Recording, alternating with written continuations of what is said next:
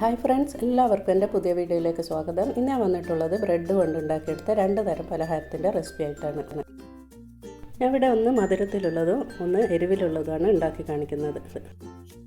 നമുക്കിത് ബ്രേക്ക്ഫാസ്റ്റ് ആയിട്ടോ evening snacks ആയിട്ടൊക്കെ കഴിക്കാൻ പറ്റും. നല്ല ടേസ്റ്റാണ്, പെട്ടെന്ന് ഉണ്ടാക്കിയെടുക്കാനും പറ്റും.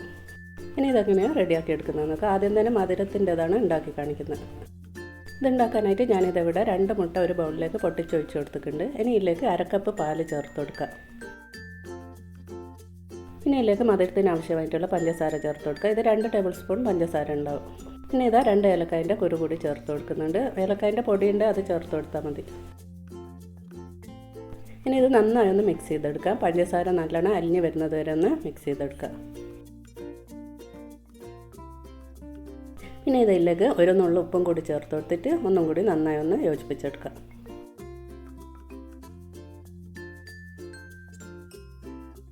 അങ്ങനെ ഇത് നല്ലോണം മിക്സ് ചെയ്തെടുത്തിട്ടുണ്ട്. പഞ്ചസാരയിൽ നന്നായി അലിഞ്ഞ് കിട്ടിയിട്ടുണ്ട്. ഇനി ഇതിലേക്ക് ബ്രെഡ് ചേർത്ത് കൊടുക്കുക. ഞാൻ ഇവിടെ 4 കഷ്ണം ബ്രെഡാണ് ചേർത്ത് കൊടുക്കുന്നത്. ഈ ഒരു ബ്രെഡ് ചെറുതായിട്ട് ഇതിലേക്ക് മുറിച്ചിട്ട് കൊടുക്കണം.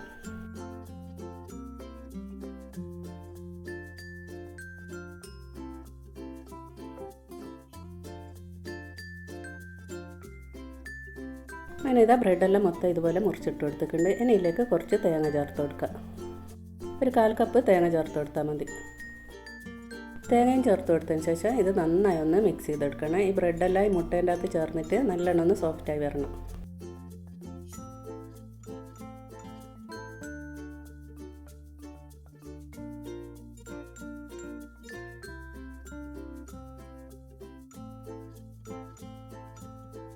അങ്ങനെ ഇത് നല്ലോണം മിക്സ് ചെയ്തെടുത്തിട്ടുണ്ട്.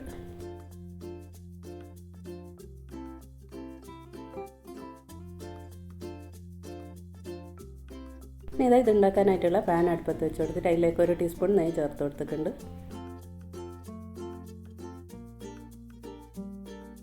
ഈ ഒരു നെയ്യിലേക്ക് കുറച്ച് അണ്ടിപ്പരിപ്പ് മുന്തിരി ചേർത്തിട്ടൊന്ന് വറുത്തെടുക്കാം.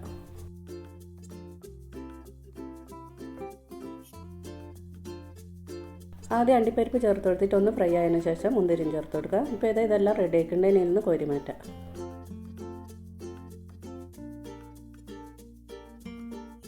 ഇനി ഈ ഒരു പാത്രത്തിലേക്ക് തന്നെ നമ്മൾ ഉണ്ടാക്കി വെച്ച കൂട്ട് ഒഴിച്ചു കൊടുക്കുക.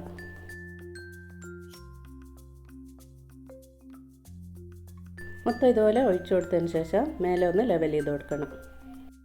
ഒരു സ്പൂൺ കൊണ്ടോ സ്പാച്ചുല കൊണ്ടോ ആയിട്ട് ഇങ്ങനെ ലെവൽ ചെയ്ത് കൊടുക്കുക.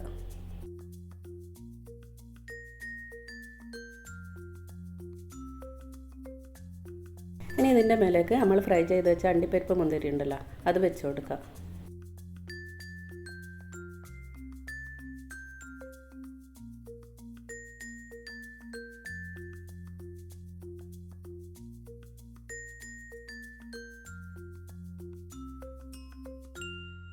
അങ്ങനെ മൊത്തം ഇതുപോലെ വെച്ച് കൊടുത്തിട്ട് മൂടി വെച്ച് കൊടുക്കുക. എന്നിട്ട് വേറൊരു ഫ്രൈ പാൻ അടിയിൽ വെച്ച് കൊടുത്തിട്ട് അതിൻ്റെ മേലേക്ക് ഇത് വെച്ച് കൊടുക്കുക.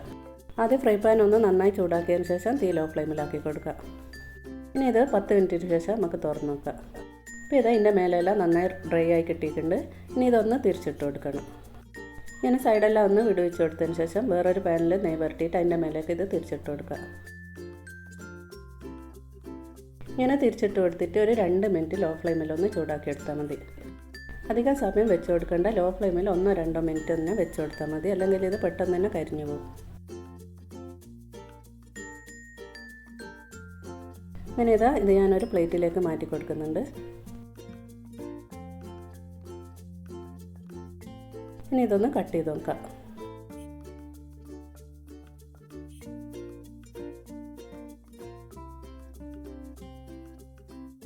അങ്ങനെ ബ്രെഡ് കൊണ്ട് ഉണ്ടാക്കിയെടുത്ത നല്ല സോഫ്റ്റ് ടേസ്റ്റി ആയിട്ടുള്ള പലഹാരം ഇവിടെ റെഡി ആയിട്ടുണ്ട്. പെട്ടെന്ന് ഉണ്ടാക്കിയെടുക്കാൻ പറ്റും. നല്ല ടേസ്റ്റ് ഇത്.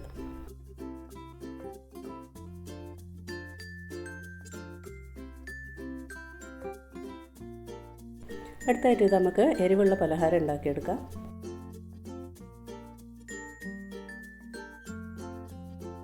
ഈ ഒരു പലഹാരം ഉണ്ടാക്കാനായിട്ട് ഞാനിവിടെ 6 കഷ്ണം ബ്രെഡാണ് എടുക്കുന്നത്. അത് ഇതുപോലെ ചെറുതായിട്ട് മുറിച്ചിട്ട് കൊടുക്കാം.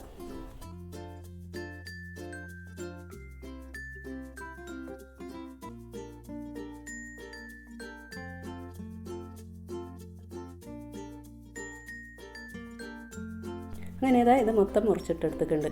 ഇനി ഇതിലേക്ക് 3 മുട്ട ചേർത്ത് കൊടുക്കാം.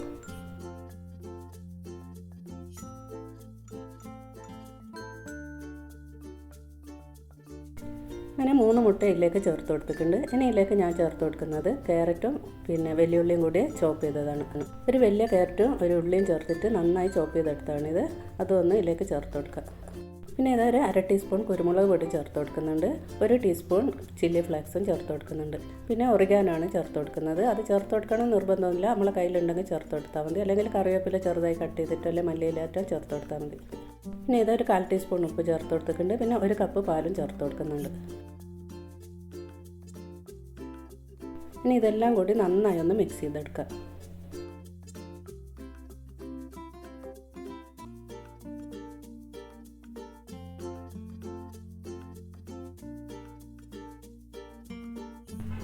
അപ്പോൾ ഇത് നല്ലോണം മിക്സ് ചെയ്തെടുത്തിട്ടുണ്ട്. ഇനി ഇതിൽ ഉപ്പ് നോക്കിയിട്ട് ആവശ്യമുണ്ട് ഉപ്പ് ചേർത്ത് കൊടുക്കണം. ഇതിൽ കുറച്ച് ഉപ്പ് കുറവായതുകൊണ്ട് ഞാൻ ഒരു നുള്ളുപ്പും കൂടി ചേർത്ത് കൊടുത്തിട്ട് നന്നായി ഒന്ന് മിക്സ് ചെയ്തെടുക്കുന്നുണ്ട്.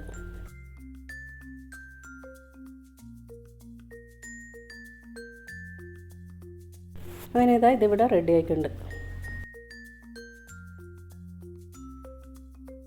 ഇനി ഇതുണ്ടാക്കാനായിട്ടുള്ള പാൻ അടുപ്പത്ത് വെച്ച് കൊടുത്തിട്ട് അതിലേക്ക് ഞാൻ സൺഫ്ലവർ ഓയിലാണ് ഒഴിച്ച് കൊടുക്കുന്നത്. 1 ടേബിൾ സ്പൂൺ സൺഫ്ലവർ ഓയിൽ ചേർത്ത് കൊടുക്കാം. സൺഫ്ലവർ ഓയിലോ അല്ലെങ്കിൽ ബട്ടറോ നെയ്യോ ചേർത്ത് കൊടുക്കുക. പിന്നെ വെളിച്ചെണ്ണ ചേർത്ത് കൊടുത്താൽ അത്ര ടേസ്റ്റ് ഉണ്ടാവില്ല. അങ്ങനെ ഇതാ ഓയിൽ ഇവിടെ ചൂടായി വന്നിട്ടുണ്ട്. ഇനി ഇതിലേക്ക് നമ്മൾ കൂട്ട് ഒഴിച്ച് കൊടുത്തിട്ട് ഇതുപോലെ ഒന്ന് ലെവൽ ചെയ്ത് കൊടുക്കാം. പിന്നെ നമ്മുടെ കയ്യിൽ ക്യാപ്സിക്കം കാബേജ് എല്ലാം ഉണ്ടെങ്കിൽ അതും കൂടി എല്ലാം ഇതിൽ ചേർത്ത് കൊടുക്കാം. ചെറുതായിട്ട് ചോപ്പ് ചെയ്തിട്ട് ഇട്ട് കൊടുക്കണമെന്നുള്ളൂ.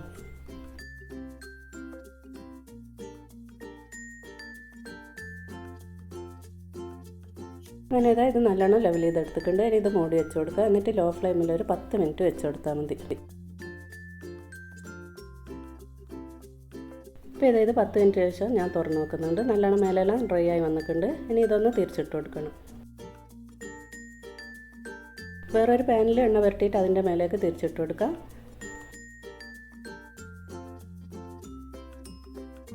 എന്നിട്ട് 1-2 മിനിറ്റ് ഒന്ന് ചൂടാക്കി എടുക്കാം. ലോ ഫ്ലെയിമിൽ തന്നെ ചൂടാക്കി എടുക്കണം. അങ്ങനെ ഇതിവിടെ റെഡി ആയിട്ടുണ്ട്. ഇതൊരു പ്ലേറ്റിലേക്ക് മാറ്റി കൊടുക്കാം. അങ്ങനെ നല്ല ഹെൽത്തി ആയിട്ടുള്ള സ്നാക്സ് ഇവിടെ റെഡി ആയിട്ടുണ്ട്. നമ്മൾ വെജിറ്റബിൾസ് ഒന്നും കഴിക്കാത്ത കുട്ടികളുണ്ടെങ്കിൽ ഇങ്ങനെ ഉണ്ടാക്കി കൊടുത്താൽ നല്ലൊരു ഇഷ്ടത്തോടെ അവർ കഴിച്ചോളും. നമുക്ക് ഇതൊക്കെ ചെറിയ അളവിൽ വേണ്ടെങ്കിൽ അതിൻ്റെ പകുതി സാധനം എടുത്തിട്ട് ഉണ്ടാക്കിയെടുത്താൽ മതി. പിന്നെ ഇന്നത്തെ ഈ 2 സ്നാക്സും ഇഷ്ടപ്പെട്ടാൽ ലൈക്ക് ചെയ്യുക. സബ്സ്ക്രൈബ് ചെയ്യാതെ ആരെങ്കിലും കാണുന്നുണ്ടെങ്കിൽ സബ്സ്ക്രൈബ് ചെയ്ത് സപ്പോർട്ട് ചെയ്യുക.